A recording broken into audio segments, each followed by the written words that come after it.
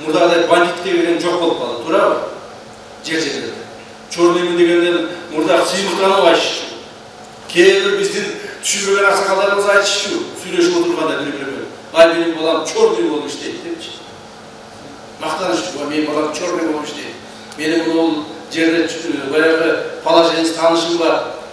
Муну смотрящий менин досум болот деп сыймыктанышчу, туурабы? Менин кудам, оказывается, могу жерде ушундай чоң экен. Кандай чоң жумуш иштейт экенсе, чорный экен деп айтышчу. Мына ушунун баары жок болот. То есть психологиясы да өзгөрдү элибиздин. Эми мындан бuyaka келечек муундарыбыздын психологиясы өзгөрөт. Мурда мектептерде ким болосун десе вор болом дечү, вор законы болом дечү. Эми азыр баары түшүнүштү. Вор закон деген бул жаман илдет экен. Так, бул бандит деген бул өтө кооптуу жана жаман экендигин элдин баары түшүндү. Айрыкча жаштарыбыз түшүндү.